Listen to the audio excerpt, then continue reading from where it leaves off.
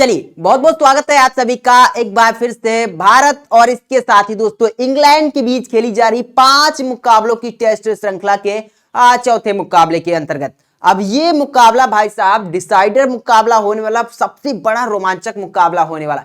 Indian team जरूर चाहेगी कि रोहित शर्मा की कप्तानी में इस मुकाबले को भी जीत करके सीरीज अपने नाम कर लिया जाए, जबकि इंग्लैंड की टीम भी चाहेगी कि सीरीज में जीवित रहने के लिए इस सीरीज को जीत करके लेवल पर लाया जाए।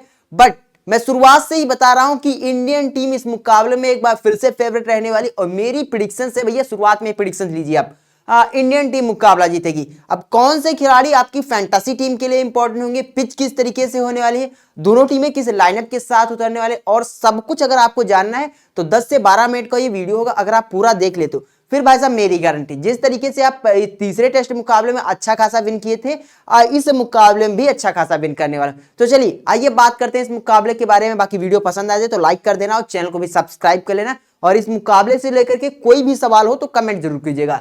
चलिए अब बात करते हैं इस मुकाबले के बारे में। मुकाबला इंडिया और इंग्लैंड के बीच ये चौथा टेस्ट मुकाबला होने वाला। सीरीज के 3 मुकाबले खेले जा चुके हैं। पहला मुकाबला मेहमान टीम ने जीता था, दूसरे और तीसरे मुकाबले में भारतीय कप्तान रोहित शर्मा ने जीत लिया, यानी कि टीम इंडिया 2-1 से सीरीज में आगे है। अब ये जो चौथा मुकाबला होने वाला, ये 23 फरवरी को इंडियन टाइम के अकॉर्डिंग यहाँ पर सुबह AM कर लीजिएगा, मिस्टेक हुआ, 9:30 से खेला जाएगा, यानी कि 9 बजे इस मुकाबले के लिए टॉस होगा। तो टॉस के बाद में सारी अपडेट आपको टेलीग्राम पर देता हूं, तो नहीं जुड़े हो जुड़ जाएगा, लिंक आपको इस वीडियो के डिस्क्रिप्शन में मिल जाएगा। और जिन लोगों को नहीं पता कैसे वीडियो टेलीग्राम से जुड़ना, आगे चल के मैं एक्सप्लेन करके बताने वाला हूं। बस आप लोग अपना प्यार बरसाते रहे, इंडियन टीम का सपोर्ट करते रहेगा, वीडियो को लाइक करते रहेगा, अंत तक बने रहेगा। मुकाबला कहां खेला जाएगा? JSCA international cricket stadium Ranchi में मुकाबला खेला जाएगा। अब रांची के ग्राउंड की पिच किस तरीके से है, इसको लेकर के स्टोक्स ने भी बयान दिए। चलिए बढ़ते हैं आगे, बात करते हैं यहाँ की भाई साहब पिच रिपोर्ट के बारे में, लेकिन उससे पहले बात करेंगे वेदर रिपोर्ट के बारे में। अब वेदर यहाँ पर ये मॉर्निंग वेदर है, और इसके अलावा ये आफ्टरनून और ये इवनिंग। मेरे हिसाब से 3 ही वेदर आपके लिए इंपॉर्टेंट है, वरना मैं भाई साहब ओवरनाइट का भी वेदर इंक्लूड कर सकता है, लेकिन वो आपके काम का नहीं, क्योंकि 3 फेज में मुकाबला चलता हुआ नजर आएगा। आप मॉर्निंग की बात कीजिए, टॉस होगा तब टेम्परेचर आपको 16 डिग्री सेल्सियस नजर आएगा। बाकी दोपहर के समय 26, और उसके बाद शाम होते होते आपको 23 डिग्री सेल्सियस नजर आएगा। बहुत ज्यादा टेम्परेचर नहीं होगा। हवाओं की बात कीजिए, हवाएं भी इक्वल है, लेकिन भाई साहब शाम के समय जब मैच एंड होने के भाई साहब पहले दिन का खेल समाप्त होने के कगार पर आएगा, तब हवाएं चलती हुई नजर आएंगी। बाकी ह्यूमिडिटी की बात कीजिए, मॉर्निंग में थोड़ा ज्यादा रहेगी, जाहिर सी बात है, और फिर जब धूप वगैरह आ जाएगी तो ह्यूमिडिटी भी खत्म हो जाएगी। बाकी वेदर की बात की जाए, क्लाउडी वेदर, तो ज्यादा कुछ डिफरेंस करने वाला नहीं, इस तरीके से रहने वाला है। अब इसको किस तरीके से पिच में ऐड करना, चलिए आगे बढ़ते हैं, पिच के बारे में आपको समझाते हैं, फिर बताते हैं कि आखिरकार कौन से खिलाड़ियों को लेकर के चलना है, कौन से खिलाड़ियों को भाई साहब ड्रॉप करना। अब पिच आपको देखने से कुछ लग रही होगी और एक्चुअल में है कुछ, क्योंकि इसको लेकर के बेन स्टोक ने भी बयान दिया है कि भाई साहब उन्होंने कहा देखने से पूरी ग्रीन पिच नजर आ रही, बट अगर पास जाओ तो हल्की भूरी डर्टी पिच नजर आ रही, जिसका मतलब है कि आखिरकार पिच होगी किस तरीके से। ओवरऑल इसी तरीके से विजुअल भी सामने निकल के आए हैं। फाइनल पिच रिपोर्ट टॉस के बाद फिर से आएगी, तो टेलीग्राम पर प्रोवाइड करा दूंगा, नहीं जुड़े हो जुड़ जाएगा। इस पिच की बात की जाए, इस पिच पर बैटर्स को स्टार्ट में मदद मिलने वाली है, तो पहले बल्लेबाजों को, उसके बाद स्पिन गेंदबाजों को, देन पेसर्स को मदद मिलने वाली है। ओवरऑल बात की जाए तो बल्लेबाजों के साथ साथ स्पिन, उसके बाद पेसर्स को यहां पर मदद मिलती है।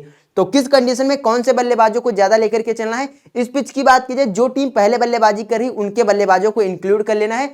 फर्स्ट इनिंग बल्लेबाजी के लिए सुटेबल होगा, सेकंड इनिंग में उससे कम स्कोर बनेगा, थर्ड इनिंग में उससे कम, और अंत में फोर्थ इनिंग यानी कि चौथी पारी में सबसे कम यहाँ का स्कोर बनता है। फिर जिस तरीके से स्कोर कम होता रहता है और स्पिनर गेंदबाज गेम में आते रहते हैं। शुरुआत में पेसर्स को मदद मिल सकती है, क्योंकि क्लाउडी वेदर है, तो देखने वाली बात होगी। ओवरऑल ये खूबसूरत सा ग्राउंड है, ये ग्राउंड रोल किया जा रहा है, आउटफील्ड बढ़िया है, बेहतरीन ग्राउंड हम लोगों को देखने को मिलने वाला है। चलिए अब आगे बढ़ते हैं और अब बात करते हैं इस वेन्यू पर जो लास्ट के 10 मुकाबले खेले गए उसके बारे में। लास्ट के 10 मुकाबले खेले गए हैं, 119 विकेट गिरे हैं, जिसमें पेसर्स को 50 और स्पिनर को 69 विकेट मिले हैं। तो अकॉर्डिंग टू पेसर्स स्पिनर ने थोड़े ज्यादा विकेट चटकाए, वो बात मैंने आपको पहले ही बता दी थी। चलिए अब आगे बढ़ते हैं और अब बात करते हैं यहां पर भाई साहब इस ग्राउंड पर खेले गए टोटल मैचेस के बारे में। तो ग्राउंड पर टोटल 2 टेस्ट मुकाबले खेले गए हैं, एक मुकाबला भारत और साउथ अफ्रीका, एक मुकाबला भारत और ऑस्ट्रेलिया के बीच खेला गया था। एक मुकाबले में भारतीय टीम को जीत मिली और एक ड्रॉ पर समाप्त हुआ, यानी कि भारतीय टीम का जीत का सिलसिला इस ग्राउंड पर जारी है भैया। तो इस मुकाबले में भी मेरे हिसाब से टीम इंडिया को जीतना चाहिए। चलिए अब आगे बढ़ते हैं और बात करते हैं हेड टू हेड के बारे में। अब हेड टू हेड की बात की जाए भाई साहब, दोनों टीमें टेस्ट क्रिकेट के इतिहास में 134 बार आमने सामने आई हैं, जिसमें 33 बार भारतीय टीम और 51 बार इंग्लैंड की टीम को जीत मिली है।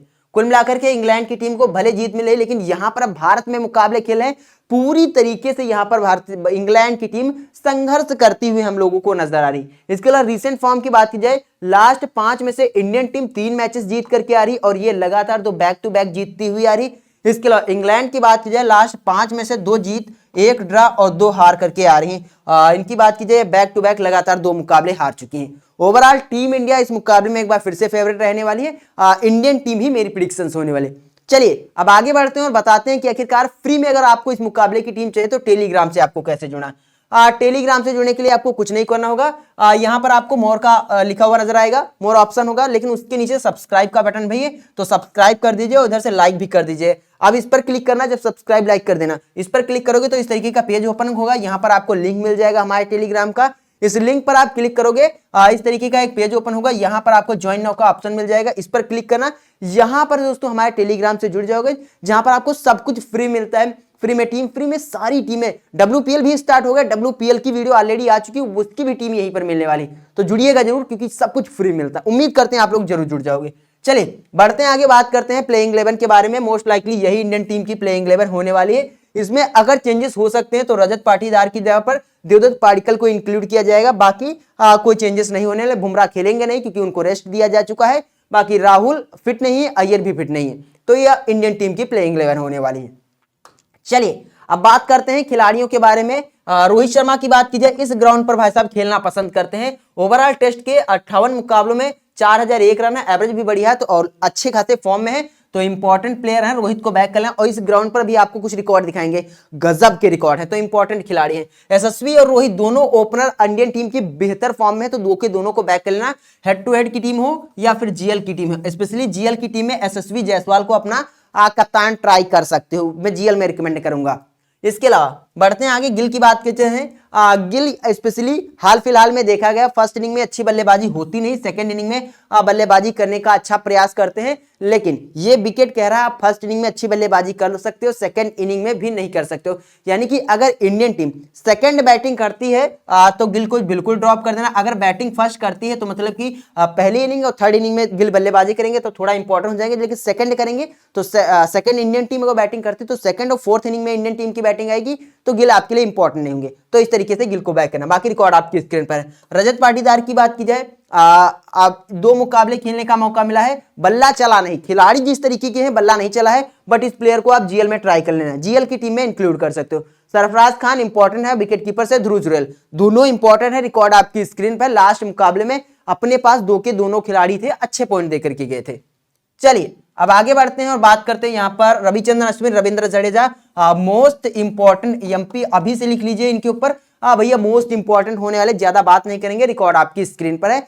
जब लेना ही तो बात क्यों करना भैया, रिकॉर्ड देख सकते हो, स्क्रीनशॉट लेते रहिएगा। इसके अलावा कुलदीप यादव इंडियन टीम की तरफ से वो खेलते हैं तो मेरे हिसाब से एक सॉलिड पिक होंगे, क्योंकि स्पिनर्स का यहाँ पर वर्चस्व हम लोगों को देखने को मिलने वाला है, तो इंपॉर्टेंट होने वाले हैं। 10 मुकाबलों में 42 टेस्ट विकेट इनके हो चुके हैं और हर पारी में 3, 4, 5 विकेट आराम से चिटका देते हैं, तो इंपॉर्टेंट है।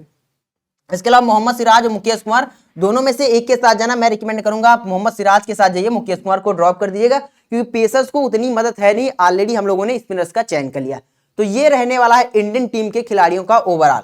चलिए आगे बढ़ते हैं और बात करते हैं वेन्यू और हेड टू हेड के बारे में। अब मैं क्यों कह रहा था रोहित बहुत इंपॉर्टेंट है, भाई साहब एक मुकाबला वेन्यू पर खेला, 212 रन बनाए थे, इसीलिए मैं कह रहा था रोहित यहां पर खेलना पसंद करते हैं। बाकी हेड टू हेड में भी खेलना पसंद करते हैं। और इसके अलावा यशस्वी जायसवाल को आपने अभी देखा किस तरीके से गजब की बल्लेबाजी कर रहे हैं, बाकी वेन्यू पर ये इतने खिलाड़ी डीएनपी यानी कि खेले नहीं है। इसके साथ ही यशस्वी और रोहित को बैक करना, गिल को फर्स्ट इनिंग में इंडियन टीम बैट करती है तब बैक करना, सेकंड अगर बैट करती है तो ड्रॉप कर सकते हो। इसके अलावा रजत पाटीदार फिलहाल अपनी टीम में नहीं होंगे, सरफराज खान और ध्रुव जुरैल विकेट कीपर सेक्शन से दोनों मोस्ट इंपॉर्टेंट हैं। विकेट कीपर सेक्शन से ध्रुव जुरैल आएंगे, बाकी बल्लेबाजी सेक्शन से आपको सरफराज खान आएंगे, इंपॉर्टेंट प्लेयर हैं। रिकॉर्ड आपकी स्क्रीन पर, अश्विन जडेजा इंपॉर्टेंट है, कुलदीप इंपॉर्टेंट है, सिराज इंपॉर्टेंट है, मुकेश कुमार को ड्रॉप कर सकते हो, रिकॉर्ड आपकी स्क्रीन पर है, देख सकते हो। चलिए बढ़ते हैं आगे और बात करते हैं इंग्लैंड टीम की प्लेइंग 11 के बारे में, लेकिन उससे पहले टीम इंडिया का सपोर्ट करने के लिए एक लाइक तो बनता है। मोस्ट लाइकली इंग्लैंड टीम की यही प्लेइंग 11 होने वाली जो आपकी स्क्रीन पर है। चलिए अब आगे बढ़ते हैं और बात करते हैं कि एक चेंजेस अगर होगा तो इनकी टीम में क्या चेंजेस हो सकता है। मार्कवुड और एंडरसन की जगह पर सब्बीर वगैरह को इंक्लूड कर सकते हैं, तो मैं आपको टेलीग्राम पर बता दूंगा जैसे इंक्लूड किया जाएगा, इसीलिए कह रहे हैं टेलीग्राम से जुड़ना कंपलसरी है। तब इनके खिलाड़ियों की बात की जाए तो जैक क्रॉली और बेन डकेट, तो दोनों के ये खिलाड़ी हैं, बट जिस तरीके का विकेट है मेरे हिसाब से यहां पर एक बार ये दोनों खिलाड़ी यहां पर फ्लॉप होने वाले, और दोनों में से एक के साथ जाना चाहते हो तो आप बेन डकेट के साथ जाइएगा। ये खिलाड़ी बेसबॉल खेलता है तो इंपॉर्टेंट हो जाएंगे, स्पेशली जीएल में ट्राई कर लेना, हेड टू हेड में ड्रॉप कर सकते हो। इसके अलावा ओली पॉप की बात की जाए सेफ पिक नहीं है भाई साहब, ड्रॉप कर दीजिएगा। यहाँ पर ये 196 रनों की पारी आई थी पहले टेस्ट में, तब से इनसे अच्छी पारियां नहीं है, पहले टेस्ट की सेकंड पारी में भाई साहब आई थी, तो अगर लेना चाहते हो ले सकते हो, बाकी मैं रिकमेंड नहीं कर रहा हूं भाई साहब, ना मैं अपनी टीम में लेकर के चलूंगा। बाकी जो रूट की बात की जाए इंपॉर्टेंट पिक है भैया, बल्ले से रन नहीं निकल रहे हैं लेकिन गेंदबाजी से 2-3 एक विकेट आराम से चटका करके दे देते हैं, तो टीम में बैक कर लेना। कप्तान उतना सेफ नहीं होंगे, लेकिन जो लोग बनाना चाहते हो वाइस कप्तान बना सकते हो। इसके अलावा बेरेस्टो बेनस्टोक्स की बात की जाए, दोनों को आप ड्रॉप कर सकते हो, और एक को लेना चाह रहे हो तो भैया मैं बेनस्टोक को कहूंगा, क्योंकि ये भाई कप्तान है और कभी कभी अच्छी पारी खेल जाते, तो बेरेस्टो को फिलहाल विकेट कीपर सेक्शन से आएंगे, ड्रॉप कर देना। विकेट कीपर सेक्शन से ध्रुव जुरैल है, फिलहाल जॉनी बेरेस्टो को बैक कर सकते हो, माफ कीजिएगा बेन स्टोक को बैक कर सकते हो। जोनी एस पापा, जब गेंद खेलने का नंबर आता है तो नो पापा हो जाता है, तो इनको ड्रॉप कर देना। चलिए आगे बढ़ते हैं और बात करते हैं बेन फॉक्स के बारे में, ड्रॉप कर देना। रेहान अहमद उतनी सेफ पिक नहीं है, उनसे बढ़िया आप हार्टली के साथ जाइएगा, मार्कवुड और यहाँ पर एंडरसन में से एक के साथ जाइएगा, वो आपकी कॉल होगी। फिलहाल हार्टली इंपॉर्टेंट होंगे। चलिए अब आगे बढ़ते हैं और बात करते हैं दोस्तों यहाँ पर वेन्यू और हेड टू हेड के बारे में। तो इनका कोई भी खिलाड़ी वेन्यू पर नहीं खेला, सारे खिलाड़ी डीएनपी यानी कि डिड नॉट प्ले हैं। बाकी हेड टू हेड में जो रिकॉर्ड आपकी स्क्रीन पर है, आप लोग इसका स्क्रीनशॉट ले सकते हो, जो आपको यहाँ पर नजर आए। यहाँ पर जैक क्राउली की बात की जाए 27 की एवरेज से, बेन डकेट 34 की एवरेज से बल्लेबाजी करते हैं, और इसके अलावा ओली पॉप 27, और ये भाई साहब गेंदबाजी प्लस बल्लेबाजी करते हैं। तो इधर से 2-3 मेन खिलाड़ी हैं, उनको बैक कर लेना। इधर से भाई साहब जो रूट इंपॉर्टेंट है, बाकी बेन स्टोक को जो लोग बैक करना चाहते कह सकते हो, और हार्टली को बैक कर सकते हो। एंडरसन और मार्कवुड अगर दोनों खेलते हैं तो दोनों में से एक के साथ जाइएगा, वो आपकी कॉल होगी। फिलहाल मैं किसके साथ जाऊंगा, मैं तो एंडरसन के साथ जाने का प्रयास करूंगा अगर खेलते हैं इस मुकाबले में तो इस तरीके से इन खिलाड़ियों का ओवरऑल रहने वाला। चलिए आगे बढ़ते हैं और बात करते हैं इन आंकड़ों को देख करके जो फैंटासी टीम बनाए उस टीम के बारे में। उस टीम की बात करेंगे, सबसे पहले बात करेंगे विकेट कीपर सेक्शंस के बारे में। तो विकेट कीपर सेक्शंस की बात की जाए तो इस सेक्शन से हमने ध्रुव जुरैल को अपनी टीम में इंक्लूड किया है, बट अगर आप बेरेस्टो और बेन फॉक्स के साथ जाना चाहते हो तो आपकी कॉल होगी। फिलहाल मैं रिकमेंड नहीं करूंगा। बल्लेबाजी सेक्शंस की बात की जाए, रोहित शर्मा, बेन स्टोक, यशस्वी जायसवाल और यहां पर सरफराज खान का हम लोगों ने चयन किया है। ऑलराउंडर डिपार्टमेंट की बात की जाए, रविंद्र जडेजा, रविचंद्रन अश्विन, जो रूट का हम लोगों ने चयन किया है। इसके साथ ही बॉलिंग डिपार्टमेंट की बात की जाए, एंडरसन, कुलदीप यादव और टॉम हॉटली का हम लोगों ने चयन किया है। फिलहाल मैंने अभी इन्हीं 11 खिलाड़ियों का चयन किया है। इसमें कप्तान मैंने जडेजा को बनाया है, वाइस कप्तान मैंने अश्विन को बनाया है। अदरवाइज आप कप्तान उप कप्तान चाह रहे हो तो सरफराज को वीसी बना सकते हो, कप्तान रोहित को कर सकते हो। फिलहाल अभी मेरे कप्तान यही रहने वाले, मैं चेंजेस नहीं कर रहा हूं। लेकिन ये फाइनल टीम भी नहीं, फाइनल टीम आपको टॉस के बाद अपने टेलीग्राम पर मिलेगी, लिंक इसी वीडियो के डिस्क्रिप्शन में है, तो जुड़ जाएगा। उम्मीद करते हैं वीडियो में दी गई जानकारी पसंद आएगी। पसंद आए तो वीडियो को लाइक कर दें और चैनल को भी सब्सक्राइब करें।